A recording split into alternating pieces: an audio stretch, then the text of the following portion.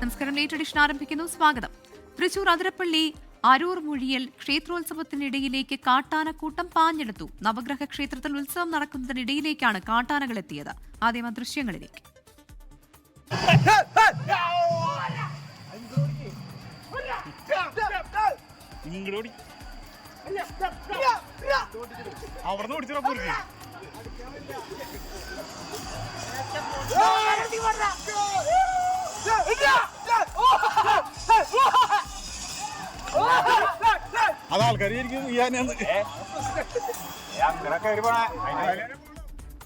സൂരജ് സജി വിവരങ്ങളുമായി ചേരുന്നുണ്ട് തൃശ്ശൂരിൽ നിന്ന്. സൂരജ്, ഇതിപ്പോൾ കാട്ടാനയാണോ നാട്ടാനയാണോ എന്നുള്ള ആ ഒരു ചെറിയ കൺഫ്യൂഷൻ ഉണ്ടാകാൻ കൂടി സാധ്യതയുണ്ടല്ലോ. പ്രത്യേകിച്ച് ഒരു ഉത്സവം നടക്കുന്ന സാഹചര്യമാണ്. എപ്പോഴാണ് ഈ സംഭവം? പ്രവിധ, തീർച്ചയായും അരൂർമൊഴിയിൽ ഈ ഉത്സവം നടക്കുന്നതിനിടയിലാണ് ഈ കാട്ടാന ഈ ജനക്കൂട്ടത്തിനിടയിലേക്ക് പാഞ്ഞെടുത്തത്. നവഗ്രഹ ക്ഷേത്രത്തിലെ ഉത്സവമായിരുന്നു നടന്നിരുന്നത്. അതിന്റെ ഭാഗമായി ഈ വാദ്യഘോഷങ്ങളോട് കൂടിയുള്ള ഈ യാത്ര അത് മുന്നോട്ട് നീങ്ങുന്നതിനിടയിലാണ് 500ഓളം വരുന്ന ആളുകൾക്കിടയിലേക്ക് ഈ ആന പാഞ്ഞെടുക്കുന്നത്. പിന്നീട് ഈ റോഡിലൂടെ ഓടി വരുന്ന ആന തൊട്ടടുത്ത എണ്ണപ്പനത്തോട്ടത്തിലേക്ക് തിരിയുകയും ചെയ്തു. ആനയെ കണ്ട് കുറച്ചു പേരൊക്കെ ഭയന്നോടുകയും ചെയ്തു. ആന ഈ എണ്ണപ്പനത്തോട്ടത്തിലേക്ക് കയറിയതാണ് വലിയ അപകടങ്ങൾ ഉണ്ടാക്കാതെ ഈ പ്രശ്നം പരിഹരിക്കുന്നതിലേക്ക് നയിച്ചത്. വനംവകുപ്പ് ഉദ്യോഗസ്ഥർ ഉൾപ്പെടെ സ്ഥലത്തുണ്ടായിരുന്നു. അതിനിടയിലാണ് ഈ ആന ജനവാസ മേഖലയിൽ ഇറങ്ങി ഈ അരികിലേക്ക് പാഞ്ഞെടുത്തത്. എന്തായാലും ഏറെ ഭീതി തോന്നിക്കുന്ന ദൃശ്യങ്ങളാണ് ഇപ്പോൾ പുറത്തു വന്നിട്ടുള്ളത്. എന്തായാലും ആന ഇപ്പോൾ ചാലക്കുടി പുഴയുടെ ഭാഗത്തേക്ക് നീങ്ങി എന്നുള്ളതാണ് നമുക്ക് ലഭിക്കുന്ന വിവരം. പ്രവിധ, സൂരജ് സജിയാണ് വിവരങ്ങൾ നൽകിയത്. ക്ഷേത്ര ഉത്സവത്തിനിടയിലേക്കാണ് കാട്ടാനക്കൂട്ടം എത്തിയത്. അതിന്റെ ദൃശ്യങ്ങളാണ് ഇപ്പോൾ പ്രേക്ഷകർ കാണുന്നത്. തൃശൂർ അതിരപ്പള്ളി അരൂർ മുഴിയിലാണ് സംഭവമുണ്ടായത്. മറ്റൊരു വാർത്തയിലേക്ക്. നാളെ നടത്താനിരുന്ന സർക്കാർ മെഡിക്കൽ കോളേജ് ഡോക്ടേഴ്സിന്റെ സമരം മാറ്റി. ആരോഗ്യമന്ത്രിയുമായി നടത്തിയ ചർച്ചയെ തുടർന്നാണ് തീരുമാനം. റിനു ശ്രീധർ തിരുവനന്തപുരത്ത് നിന്ന് ചേരുന്നു. റിനു, വിവരങ്ങൾ. നാളെയാണ് മെഡിക്കൽ കോളേജിലെ ഡോക്ടർമാർ വലിയ രീതിയിൽ OP ഉൾപ്പെടെ ബഹിഷ്കരിച്ചുകൊണ്ട് PG ഡോക്ടർമാർ സമരത്തിലേക്ക് പോകാൻ വേണ്ടി തീരുമാനിച്ചിരുന്നത്. എന്നാൽ ഇന്ന് വൈകുന്നേരത്തോടു കൂടി ആരോഗ്യ വകുപ്പ് മന്ത്രിയുമായി ചർച്ച നടത്തുന്നു. വിവിധ ആവശ്യങ്ങൾ ഉന്നയിച്ചാണ് ഡോക്ടർമാരുടെ സമരം എന്നുള്ളത് നമുക്കറിയാം. ഇന്ന് വൈകുന്നേരത്തോടു കൂടി ആരോഗ്യ വകുപ്പ് മന്ത്രിയുമായി നടത്തിയ ചർച്ചയിൽ ഈ തീരുമാനത്തിൽ നിന്ന് പിന്തിരിയുവാൻ വേണ്ടി തീരുമാനിച്ചിട്ടുണ്ട് ഡോക്ടർമാർ. ഒരാഴ്ചത്തേക്കാണ് തീരുമാനം മാറ്റിയിരിക്കുന്നത്. സർക്കാർ ചില ഉറപ്പുകൾ കൂടി നൽകിയിട്ടുണ്ട്. ആ ഉറപ്പുകൾ നടപ്പിലാക്കിയില്ലെങ്കിൽ ഈ ഒരാഴ്ചയ്ക്ക് ശേഷം വലിയ രീതിയിലുള്ള അതിശക്തമായിട്ടുള്ള സമരത്തിലേക്ക് പോകുവാൻ വേണ്ടിയിട്ടുള്ളതാണ് KGM-CTA തീരുമാനം. നിലവിൽ നടന്ന ചർച്ചയിൽ തൃപ്തികരമാണ് എന്നുള്ളതാണ് KGM-CTA ഭാരവാഹികൾ അറിയിച്ചിട്ടുള്ളത്. അതിന്റെ സാഹചര്യത്തിൽ അല്ലെങ്കിൽ അതിന്റെ അടിസ്ഥാനത്തിൽ നാളെ നടത്താനിരുന്ന മെഡിക്കൽ കോളേജ് ഡോക്ടർമാരുടെ സമരം മാറ്റിവെച്ചതായിട്ടും ഇപ്പോൾ നിലവിൽ അറിയിച്ചിട്ടുണ്ട്. സർക്കാർ നൽകിയിട്ടുള്ള തീരുമാനങ്ങൾ അല്ലെങ്കിൽ ഉറപ്പ് ഈ ഒരാഴ്ച കൊണ്ട് പരിഹരിച്ചില്ലെങ്കിൽ വീണ്ടും അതിശക്തമായിട്ടുള്ള സമരത്തിലേക്ക് പോകുമെന്നും ഇപ്പോൾ ഭാരവാഹികൾ അറിയിച്ചിട്ടുണ്ട്. പ്രവിധ, ശരി. റിനു ശ്രീധറാണ് വിവരങ്ങൾ നൽകിയത്. സംസ്കൃത സർവകലാശാലയിലെ അധ്യാപക നിയമനങ്ങൾ ഗവർണർ തടഞ്ഞു. നിയമനം നടത്താനുള്ള തീരുമാനം മരവിപ്പിക്കാൻ താൽക്കാലിക VC ഡോക്ടർ ഗീതാകുമാരിക്ക് ഗവർണർ രാജേന്ദ്ര വിശ്വനാഥ് അർലേക്കർ നിർദ്ദേശം നൽകി. 2021 വിജ്ഞാപനം ചെയ്തിരുന്ന അധ്യാപക തസ്തികകളിൽ സർക്കാരിന്റെ കാലാവധി അവസാനിക്കുന്നതിന് മുൻപ് നിയമനം നടത്താനായിരുന്നു സർക്കാർ ശ്രമം. നീക്കത്തിനെതിരെ സേവ് യൂണിവേഴ്സിറ്റി ക്യാമ്പയിൻ കമ്മിറ്റിയും സിൻഡിക്കേറ്റിലെ BJP അംഗങ്ങളും ഗവർണർക്ക് നിവേദനം നൽകിയിരുന്നു. ഒരു വിയോഗ വാർത്തയിലേക്കാണ്. കേരള കോൺഗ്രസിന്റെ മുതിർന്ന നേതാവ് തോമസ് കുതിരവട്ടം അന്തരിച്ചു. 80 വയസ്സായിരുന്നു. രാജ്യസഭാംഗവും KSDയുടെ സ്ഥാപക നേതാവുമാണ്. ആലപ്പുഴ ചെങ്ങന്നൂർ കല്ലിശ്ശേരി സ്വദേശിയാണ്. വിവരങ്ങളുമായി ടോബി ജോൺസൺ ചേരുകയാണ് കോട്ടയത്ത് നിന്ന്. ടോബി, അല്പസമയം മുൻപാണ് ഈ വിയോഗ വാർത്ത പുറത്തു വന്നത്. എപ്പോഴായിരിക്കും അദ്ദേഹത്തിന്റെ സംസ്കാരം? പ്രവിധ, അല്പസമയത്തിനുള്ളിലാണ് മുമ്പാണ് ഈ ഒരു വാർത്ത പുറത്തു വന്നത്. സംസ്കാര ചടങ്ങുകൾ നാളത്തേക്ക് നടക്കുമെന്നാണ് നമുക്ക് ലഭിക്കുന്ന വിവരം. എന്തായാലും കേരള കോൺഗ്രസിന്റെ പ്രധാനപ്പെട്ട മുതിർന്ന ഒരു നേതാവ് എന്ന് വേണമെങ്കിൽ അദ്ദേഹത്തെ വിശേഷിപ്പിക്കാം. ഒപ്പം തന്നെ കേരള കോൺഗ്രസിലെ പ്രധാനപ്പെട്ട നിരവധി പദവികൾ അദ്ദേഹം വഹിച്ചിട്ടുണ്ട്.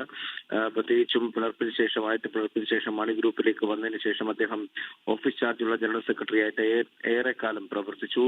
അതും ഒരു കരുത്തനായി പാർട്ടിയിലെ പ്രധാനപ്പെട്ട ജനറൽ സെക്രട്ടറി പദം ഒരു മികച്ച രീതിയിൽ മുന്നോട്ട് കൊണ്ടുപോകാനായ വ്യക്തിയാണ്. അതിനുശേഷം അദ്ദേഹം വൈസ് ചെയർമാനായിട്ടും ചുമതലയേൽക്കുന്ന കാഴ്ച കണ്ടു. അങ്ങനെ പാർട്ടിയുടെ വിവിധ മേഖലകളിൽ അദ്ദേഹത്തിന്റെ നേതൃപാടവം കാണാൻ സാധിച്ചിരുന്നു.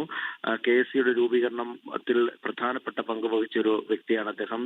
ചങ്ങനാശ്ശേരിയിൽ KSC രൂപീകരണത്തെ കുറിച്ചുള്ള ചർച്ച നടക്കുമ്പോഴൊക്കെ അതിൽ നിർണായക പങ്ക് വഹിച്ചു. അതിന്റെ ആദ്യത്തെ പ്രസിഡന്റായി എന്നതടക്കമുള്ള കാര്യങ്ങൾ എടുത്തു പറയേണ്ട കാര്യങ്ങളാണ്. അതോടൊപ്പം തന്നെയാണ് രാജ്യസഭാ അംഗമായും അദ്ദേഹം പ്രവർത്തിച്ചിട്ടുണ്ട് എന്നുള്ളത് മറ്റൊരു പ്രധാനപ്പെട്ട കാര്യമായിരുന്നു. 80കളിലാണ് അദ്ദേഹം രാജ്യസഭാ അംഗമായത്.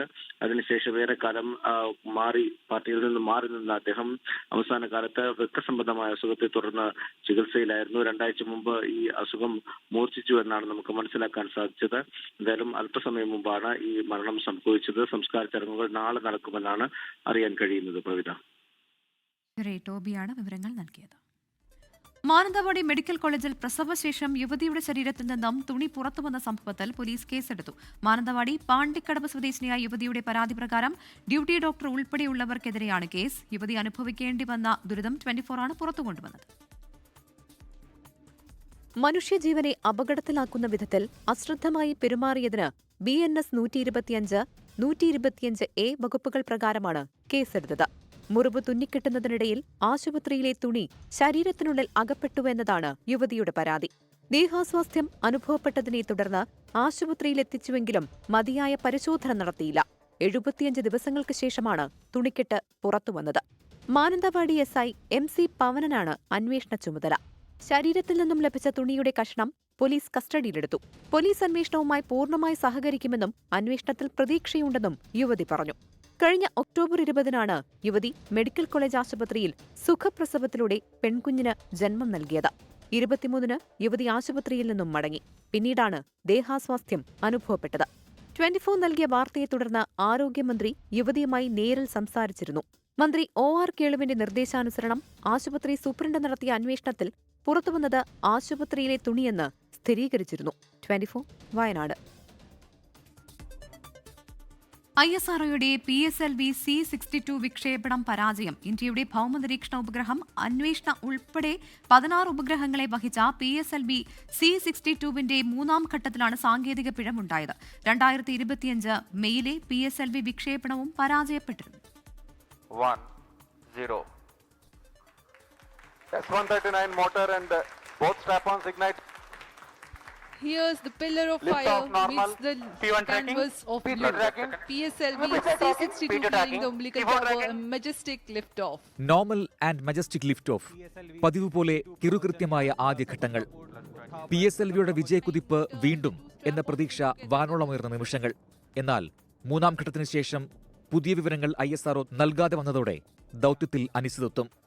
ഒടുവിൽ 3-ാം ഘട്ടത്തിൽ പിഴവുണ്ടായെന്ന വിവരം ISRO chairman doctor V. Narayanan തന്നെ അറിയിച്ചു. PSLVയുടെ ചരിത്രത്തിലെ ആദ്യ തുടർ പരാജയം, അതും ഒരേ ഘട്ടത്തിൽ സംഭവിക്കുന്ന പിഴവ്. End of the third stage, we are seeing little more disturbance in the vehicle roll rates, and subsequently there is a deviation observed in the flight path. We are analyzing the data and we shall come back at the earliest. അതിർത്തി നിരീക്ഷണം, ദേശസുരക്ഷ എന്നീ ലക്ഷ്യങ്ങൾ മുൻനിർത്തി Indian പ്രതിരോധ ഗവേഷണ സ്ഥാപനമായ DRDO വികസിപ്പിച്ച അന്വേഷ എന്ന ഭൗമനിരീക്ഷണ ഉപഗ്രഹമായിരുന്നു റോക്കറ്റിലെ പ്രധാന പേലോഡ്. ഒപ്പം 6 വിദേശ രാജ്യങ്ങളുടെ ഉൾപ്പെടെ 15 ചെറു ഉപഗ്രഹങ്ങളും. ഇന്ത്യൻ സ്റ്റാർട്ടപ്പ് കമ്പനികളുടെ പേലോഡുകളും ഇവയിൽ ഉൾപ്പെടുന്നു. വലിയ നിരാശയാണ് തുടർപരാജയത്തിലൂടെ ISROയ്ക്ക് ഉണ്ടായിരിക്കുന്നത്. കഴിഞ്ഞ വർഷം മെയ് 18-ന് നടത്തിയ PSLV വിക്ഷേപണവും പരാജയപ്പെട്ടിരുന്നു. അന്ന് രാജ്യത്തിന് നഷ്ടമായത് EOS-09 എന്ന തന്ത്രപ്രധാന ഭൗമനിരീക്ഷണ ഉപഗ്രഹമായിരുന്നു. അന്ന് സംഭവിച്ച സാങ്കേതിക പിഴവ് വിശദമായി പഠിക്കാൻ നിയോഗിച്ച ഫെയിലർ അനാലിസിസ് കമ്മിറ്റി റിപ്പോർട്ട് ഇതുവരെയും സമർപ്പിച്ചിട്ടില്ല. ആ പശ്ചാത്തലത്തിൽ കൂടിയാണ് അതേ സാങ്കേതിക പിഴവിൽ 2ാമത്തെ വിക്ഷേപണ പരാജയം. Prajin C Kannan, science desk, 24. Karur ദുരന്തവുമായി ബന്ധപ്പെട്ട കേസിൽ 4 മണിക്കൂറിലധികം വിജയിയെ ചോദ്യം ചെയ്ത CBI. അപകടത്തിന്റെ ഉത്തരവാദിത്തം പ്രാദേശിക ഭരണകൂടത്തിനെന്ന് വിജയ് മൊഴി നൽകി. കേസിൽ വീണ്ടും മൊഴി രേഖപ്പെടുത്തുന്നതിനായി വിജയിക്ക് CBI സമൻസ് നൽകി. ഡൽഹിയിലെ CBI ആസ്ഥാനത്ത് 11 മണിയോടെ എത്തിയ വിജയ് പുറത്തിറങ്ങിയത് വൈകുന്നേരം 6 മണിക്ക് ശേഷം. 4 മണിക്കൂറിലധികമാണ് CBI വിജയിയെ ചോദ്യം ചെയ്തത്. കരൂരിലെ പരിപാടിയുടെ പൂർണ്ണ ഉത്തരവാദിത്വം ആർക്കാണ് ഏൽപ്പിച്ചത്? പരിപാടിക്ക് ലഭിച്ച അനുമതികൾ എന്തൊക്കെ? തദ്ദേശ ഭരണകൂടവുമായി മുൻകൂട്ടി എന്തെങ്കിലും അപകട സാധ്യത വിലയിരുത്തിയിരുന്നോ?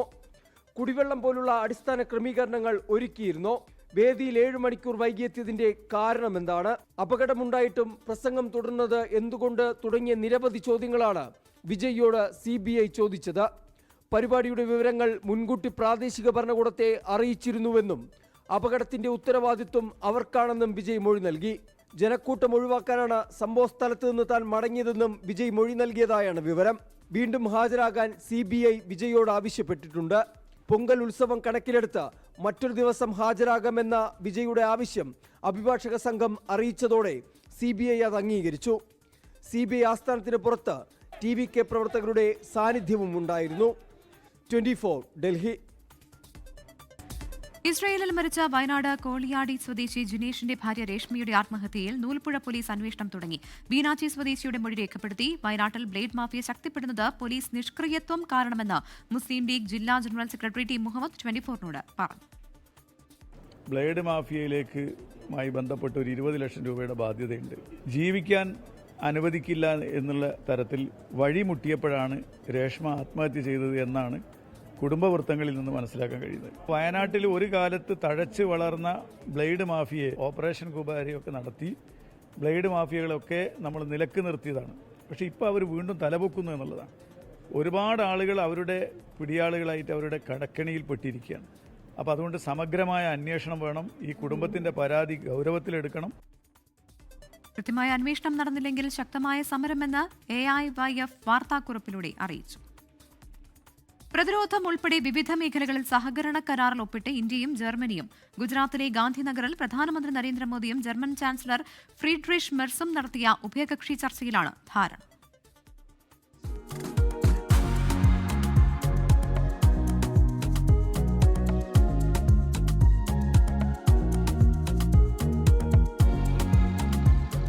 ലോകത്തെ 4-5 സ്ഥാനത്തുള്ള വലിയ സാമ്പത്തിക ശക്തികളായ ഇന്ത്യയും ജർമ്മനിയും പങ്കാളിത്തത്തിന്റെ പുതിയ അധ്യായത്തിലേക്ക്. തന്ത്രപ്രധാന സഹകരണ ഉടമ്പടി ഉണ്ടാക്കിയതിന്റെ 25ാം വാർഷികത്തിലാണ് ജർമ്മൻ ചാൻസലർ ഇന്ത്യയിലെത്തിയത്. രാവിലെ സബർമതി ആശ്രമത്തിൽ പ്രധാനമന്ത്രി നരേന്ദ്രമോദിയും ജർമ്മൻ ചാൻസലർ ഫ്രീഡ്രിഷ് മെർസും ഒരുമിച്ചെത്തി. ആശ്രമത്തിൽ ഏതാനും നിമിഷം ചെലവിട്ട ശേഷം സബർമതി തീരത്തേക്ക്. അന്താരാഷ്ട്ര പട്ടം പറത്തൽ ഉത്സവത്തിൽ ഇരു നേതാക്കളും ചേർന്ന് പട്ടം പറത്തി തുടക്കം കുറിച്ചു. 11:30 ഗാന്ധിനഗറിലെ മഹാത്മാ മന്ദിറിൽ ഉഭയകക്ഷി ചർച്ച തുടങ്ങിയത്. അമേരിക്കയിൽ നിന്നും ചൈനയിൽ നിന്നും വലിയ വെല്ലുവിളി നേരിടുന്ന കാലത്ത് കൂടുതൽ സഹകരണത്തിനായി ഇരു രാജ്യങ്ങളും കൈകൊടുത്തു. ഇരു രാജ്യങ്ങളിലെയും കമ്പനികൾ ചേർന്ന് മെഗാ പ്രോജക്റ്റുകൾ സ്ഥാപിക്കുമെന്ന് പ്രധാനമന്ത്രി. India EU free trade agreement भी जल्द साकार होने जा रहा है. यह हमारे व्यापार, निवेश और साझेदारी के लिए एक नया अध्याय खोलने वाला है. യൂറോപ്യൻ യൂണിയനിൽ ഇന്ത്യയുടെ ഏറ്റവും വലിയ വ്യാപാര പങ്കാളിയാണ് Germany. The partnership between Germany and India is a strategic asset, economically, politically, and in a global context. German ചാൻസലറായ ശേഷമുള്ള ഫ്രീഡ്രിഷ് മെർസിന്റെ ആദ്യ ഇന്ത്യൻ സന്ദർശനമാണിത്. 24 മുംബൈ. അമേരിക്കയുടെ ആക്രമണ ഭീഷണി തുടരുന്നതിനിടെ നിലപാട് പറഞ്ഞ ഇന്ത്യയിലെ ക്യൂബൻ എംബസിയിലെ ഡെപ്യൂട്ടി ഹെഡ് വാഡലൂപ്പെ ഡെ റഗ്ല ഫ്രമെറ്റ ഗോമസ് രാജ്യത്തെ സംരക്ഷിക്കാൻ ഏതറ്റം വരെയും പോകുമെന്ന് ഫ്രമെറ്റ ഗോമസ് 24നോട് പറഞ്ഞു. After 65 years of US blockade, this target is only one target more.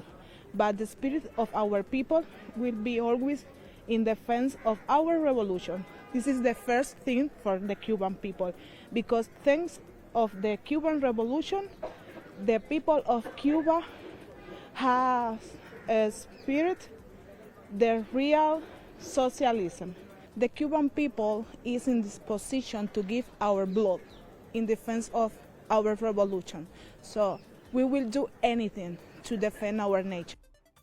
American president Donald Trump അടുത്ത വർഷം ഇന്ത്യ സന്ദർശിച്ചേക്കുമെന്ന് ഇന്ത്യയിലെ പുതിയ അമേരിക്കൻ അംബാസിഡർ സെർജിയോ ഗോർ പറഞ്ഞു. യഥാർത്ഥ സുഹൃത്തുക്കൾ എല്ലായ്പ്പോഴും തർക്കങ്ങൾ പരിഹരിച്ച് മുന്നോട്ട് പോകണമെന്നും സെർജിയോ ഗോർ പറഞ്ഞു.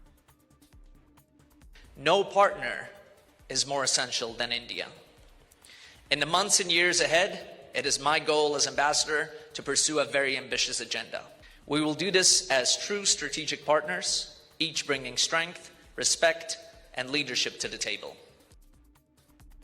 സർക്കാർ വിരുദ്ധ പ്രക്ഷോഭം രൂക്ഷമായ ഇറാനിൽ ശക്തമായ നീക്കത്തിന് തയ്യാറെടുക്കുന്നുവെന്ന് യുഎസ് പ്രസിഡന്റ് ഡൊണാൾഡ് ട്രംപ്. ചർച്ചയ്ക്ക് തയ്യാറാണെന്ന് ഇറാൻ നേതൃത്വം തന്നെ അറിയിച്ചുവെന്ന് ട്രംപ് അവകാശപ്പെട്ടു. ഇറാൻ ഭരണകൂടത്തിനെതിരായ പ്രക്ഷോഭത്തിൽ മരണം 544. രാജ്യവ്യാപക പ്രക്ഷോഭങ്ങളിൽ മരണം 500 പിന്നിട്ടതോടെയാണ് താക്കീതുമായി പ്രസിഡന്റ് ഡൊണാൾഡ് ട്രംപ് രംഗത്തെത്തിയത്. ഇറാനിൽ ശക്തമായ നീക്കത്തിന് താനും സൈന്യവും തയ്യാറെടുക്കുന്നുവെന്നാണ് വെളിപ്പെടുത്തൽ. ഇറാൻ നേതൃത്വം തന്നെ ഫോണിൽ വിളിച്ച് ചർച്ചയ്ക്ക് തയ്യാറാണെന്ന് അറിയിച്ചതായും ട്രംപ് അവകാശപ്പെട്ടു. എയർഫോഴ്സ് വണ്ണിൽ മാധ്യമപ്രവർത്തകരോട് സംസാരിക്കുന്നതിനിടെയാണ് വെളിപ്പെടുത്തൽ. പ്രതിഷേധക്കാരെ അടിച്ചമർത്തുന്നത് തുടർന്നാൽ ചർച്ചയ്ക്ക് മുൻപ് തന്നെ അമേരിക്ക ശക്തമായ നടപടി സ്വീകരിക്കുമെന്നും ട്രംപ് മുന്നറിയിപ്പ് നൽകി. പ്രതിഷേധക്കാരെ പിന്തുണച്ചാൽ യുഎസ് സൈനിക കേന്ദ്രങ്ങൾ ആക്രമിക്കുമെന്ന് ഇറാൻ നേരത്തെ മുന്നറിയിപ്പ് നൽകിയിരുന്നു. ട്രംപിന്റെ ഇപ്പോഴത്തെ പരാമർശത്തിൽ ഇറാൻ പ്രതികരിച്ചിട്ടില്ല. അതിനിടെ ഇറാൻ സുരക്ഷാ സേന ജനങ്ങൾക്കൊപ്പം നിൽക്കണമെന്ന ആഹ്വാനവുമായി റെയ്സ പഹ്ലവി രംഗത്തെത്തി. 2 ആഴ്ചയിലധികമായി തുടരുന്ന പ്രക്ഷോഭത്തിൽ മരണം 500 കടന്നു. സുരക്ഷാ ഉദ്യോഗസ്ഥരടക്കം കൊല്ലപ്പെട്ടതിന് പിന്നാലെ സർക്കാർ 3 ദിവസത്തെ ദുഃഖാചരണം പ്രഖ്യാപിച്ചു. ഇറാനിൽ വ്യാഴാഴ്ച ആരംഭിച്ച ഇന്റർനെറ്റ് വിലക്ക് 5-ാം ദിവസവും തുടരുകയാണ്. ഇന്റർനെറ്റ് പുനഃസ്ഥാപിക്കുന്നതിന് ഇലോൺ മസ്കിന്റെ സഹായം തേടുമെന്ന് ട്രംപ് പറഞ്ഞു. പണപ്പെരുപ്പവും കറൻസി മൂല്യത്തകർച്ചയും തുടർന്ന് ഡിസംബർ 28-ന് ആരംഭിച്ച പ്രക്ഷോഭം 16-ാം ദിവസത്തിലേക്ക് കടക്കുകയാണ്. International desk 24. തിരഞ്ഞെടുപ്പ് ഒരുക്കത്തിൽ മുന്നണികൾ.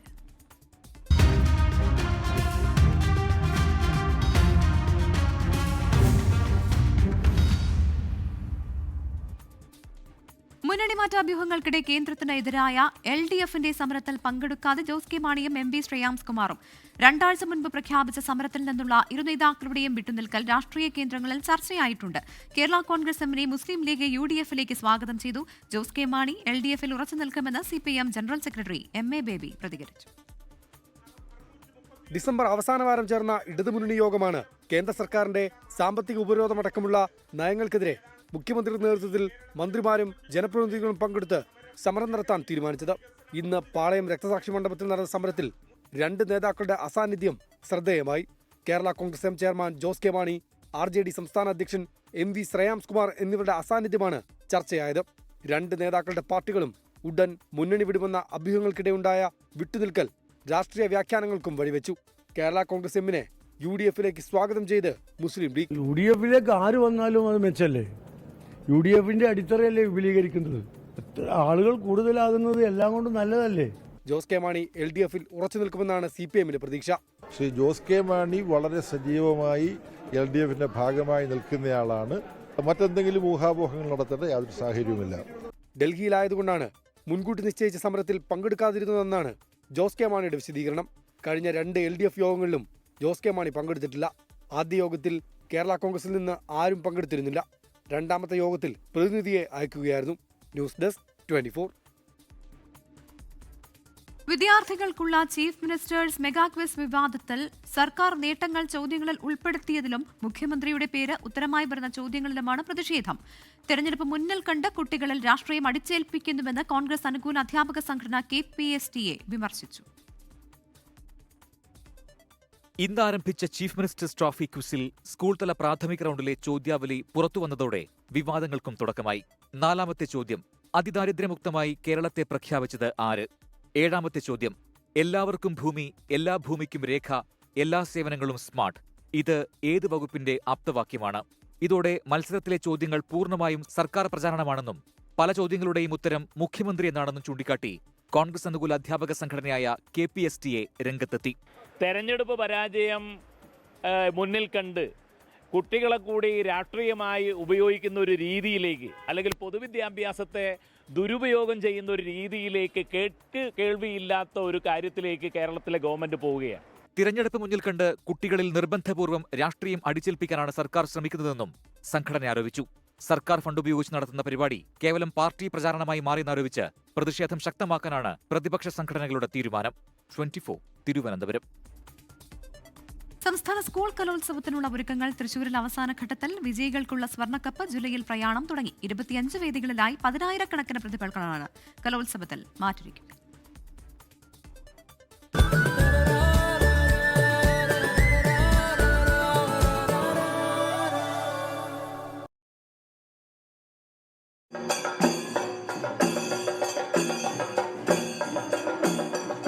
അതിർത്തിയിൽ നിന്നും ആവേശത്തോടെ സ്വർണ്ണക്കപ്പ് സ്വീകരിച്ച വിദ്യാർത്ഥികൾ. ചാലക്കുടിയിൽ ആവേശോജ്വല സ്വീകരണമാണ് സ്വർണ്ണക്കപ്പിന് നൽകിയത്. മാള, കൊടുങ്ങല്ലൂർ, ചേലക്കര റൂട്ടുകളിൽ പ്രയാണം അവസാനിപ്പിച്ച് നാളെ കപ്പ് കലോത്സവ നഗരിയിലെത്തും.